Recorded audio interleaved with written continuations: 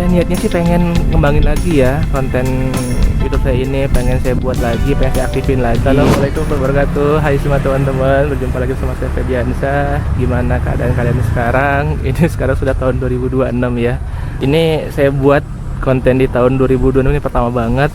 Semoga nanti bisa konsisten ya untuk buat videonya ya. Semoga nanti bisa.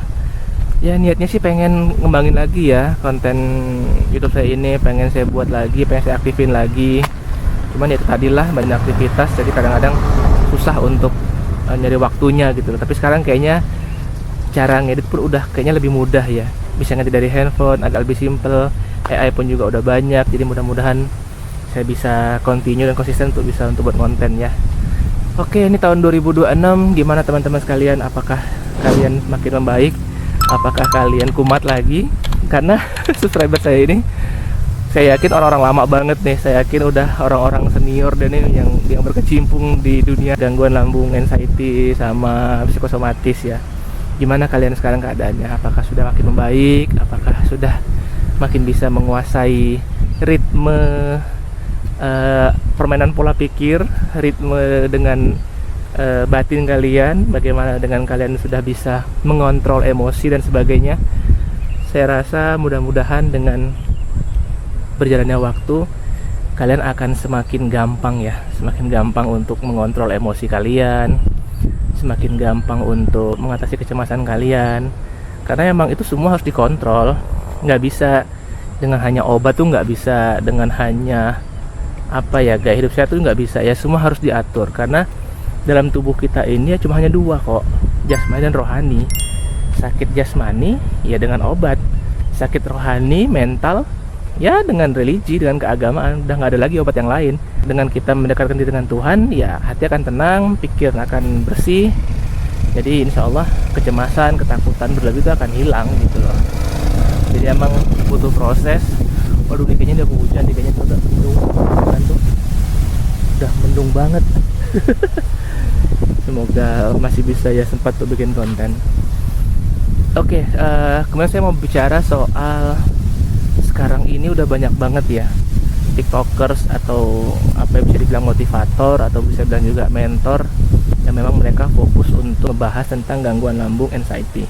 Bagi saya itu sangat bagus banget. Jadi kita juga semakin banyak mendapatkan informasi, semakin luas pengetahuan kita tentang penyakit ini. Nggak serta-merta kok zaman saya dulu kan dari YouTube tuh, karena masih agak sedikit minim lah ya pengetahuannya ya. Kok sekarang kayaknya udah tersebar banget, mereka udah banyak banget yang live di TikTok, di Instagram. Di samping itu juga saya merasa bersyukur banget karena mentor-mentor atau motivator di TikTok itu bagus-bagus banget cara penyampaiannya, bagus-bagus banget cara mereka mengedukasinya gitu loh. Cuman ya ada beberapa segelintir yang memang lagi ngetop, yang memang lagi bagus ya ratingnya, lagi rame dibicarakan.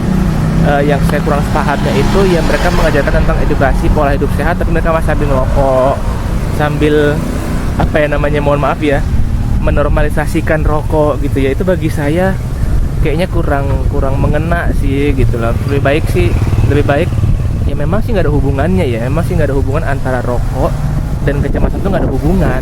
Cuman kan alangkah baiknya tuh kalau kita mau merubah pola hidup sehat secara maksimal, secara total gitu istilahnya ya. Jangan setengah-setengah, nanti makan sudah dijaga, menghindari makanan pantangan, tiba-tiba nanti masih ngerokok juga, tiba-tiba nanti masih begadang juga ya, melakukan pola hidup sehat tapi masih setengah-setengah gitu loh. Kan alangkah baiknya semuanya berubah tuh, kebiasaan buruk dirubah, kebiasaan rokok dihilangkan, kebiasaan begadang itu juga mau dirubah, tidur lebih cepat, makan yang sehat-sehat pun juga dirubah, nggak kayak dulu lagi nyampah-nyampah lagi.